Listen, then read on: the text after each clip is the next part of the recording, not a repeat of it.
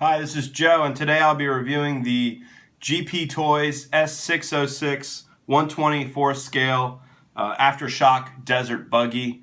This is actually sold by Hosim, so you can go ahead and check it out, but you can see on the inside it says GP Toys. Just want to show you real quick. You get the box. There's a couple little specs on the front if you just want to zoom in and read those on your own. This is tiny. It's 124 scale. Just want to show everyone about the approximate size of this. Also included, you get an illustrated manual, which is really nice. It's got a blowout of the parts. I did not see replacement parts for this car yet, but it's very new to the market. So I expect that there will be replacement parts available in the near future. They've done this for their Foxx S911 monster truck. You can buy parts, so if you smash this into a curb and you break it, you should be able to buy the parts. GP Toys does this for their other parts. I'd imagine that since this is such a new one, as of September 2016, that eventually by October and November they should be rolling out spare parts for this because people will be breaking them, obviously.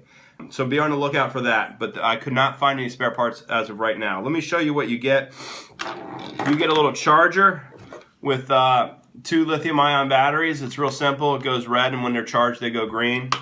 It takes about an hour to charge up. You get a bunch of stickers, which is neat. You can see I haven't applied any.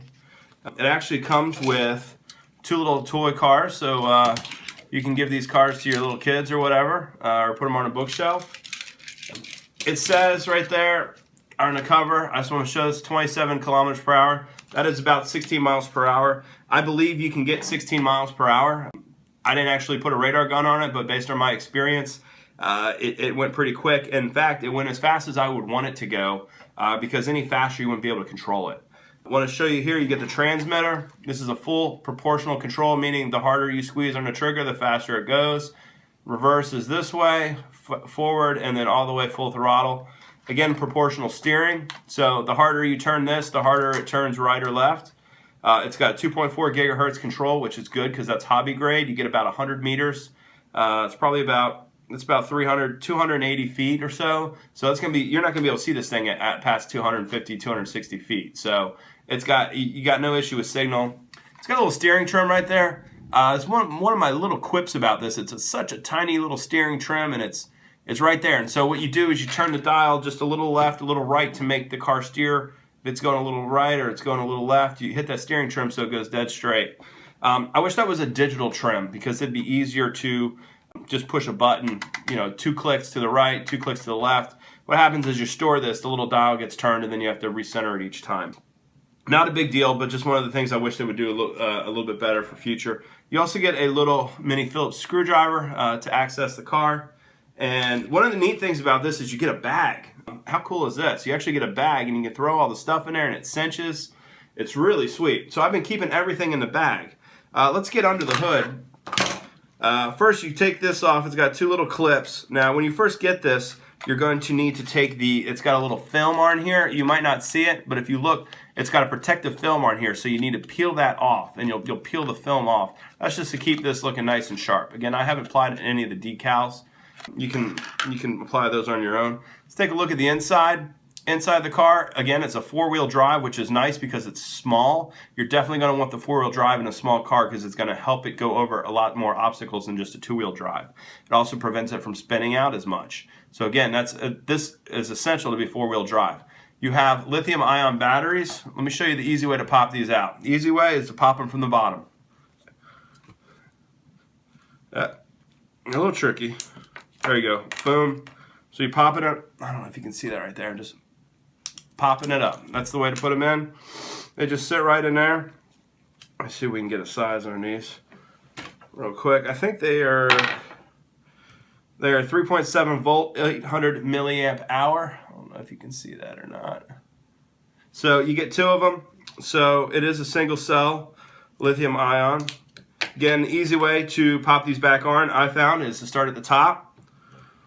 And you start at the top and push down. Boom, do you hear the double snap? That's the easy way to do that. I found that one out. I was having some problems getting those off the first time. So remove them from the bottom, pop, pop, put them back on, top, snap down. Easy way to do that. You get a little mini brushed motor, and let me tell you, this little heatsink gets pretty hot. It runs great. Then you have a 2-in-1 ESC and receiver right up here. So it's also there's a servo in here. Actually, that might be the servo. The ESC and receiver might be underneath it where the capacitor is. Do you see that? It does have some water resistance, although I would not. A lot of these things say water resistant. I would not take this in puddles. It's probably okay for rain. If you want to go through rain or you know, light puddles. I'm sorry, not light puddles. I would be susceptible. I'm seeing electronic parts here. I don't know if it's fully waterproof electronics. It's just not advised. So you can probably run it in the rain. I would not take this on the beach. I would not get sand and grit in it. That'll just clog everything up. But you can see it's a neat little car. It's got independent suspension, and then it's got a little on-off button on the bottom. So let me go ahead and power this up. I'm going to show you what we can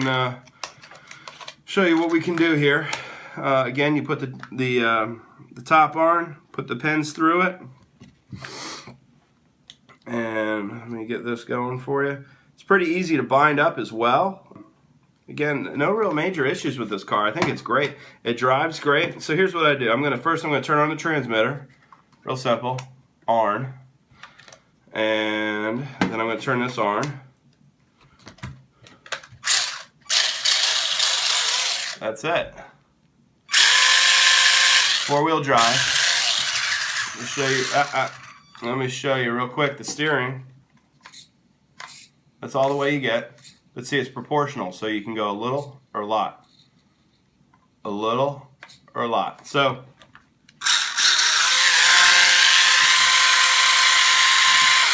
I mean, you can hear that. That's got some power.